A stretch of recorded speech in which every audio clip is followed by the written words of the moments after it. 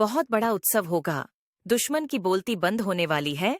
अब तुम्हारे जीवन में खुशी आएगी। मेरे बच्चे पर जो तुम अकेले उससे बात करोगे तो उसकी आवाज नहीं निकलती है। वह इतना डरपोक इंसान है।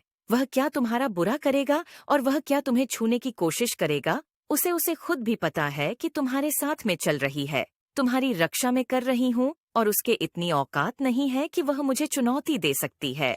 तुमसे ही परेशान हो रहे हो और व्यर्थ ही बाकी सबको भी परेशान कर रहे हो। उस व्यक्ति की और एक पहचान बता दूंगी मैं। तुम उस व्यक्ति का रंग थोड़ा दबा हुआ है और वह पैसे रुपए से भी बहुत मजबूत है। अच्छे भले परिवार से है। ऐसा नहीं है कि उसकी जिंदगी गरीबी में चल रही है।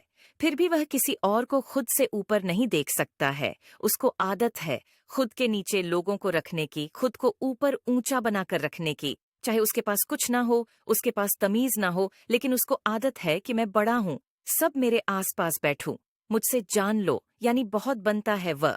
और तुम्हें ऐसा दिखाएगा या इस सच को ऐसा दिखाएगा कि कितनी पूजा पाठ करता है वह, और कितनी धार्मिक पुस्तकें पढ़ रखी हैं उसने, और अंदर से उसका मन काला मैला है और वह पापी है। उसे किसी बात का कोई ध्यान नहीं है।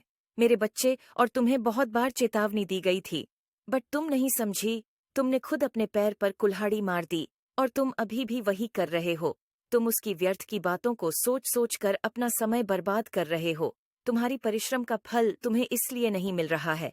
क्यों?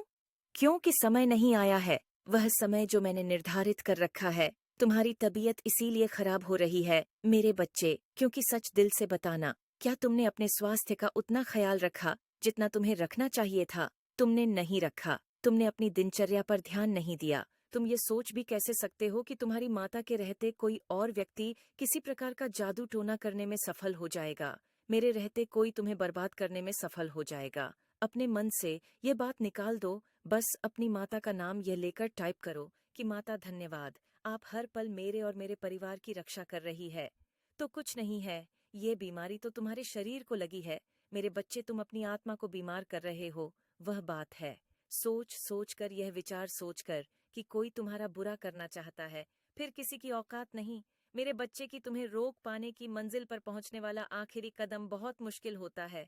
तुम्हारे शरीर पर छाले होते हैं, आंखों से खून बह रहा होता है, और उससे भी मुश्किल होता है सफर के लिए बढ़ाया हुआ पहला कदम, जो यह दुनिया कभी बढ़ाते ही नहीं है।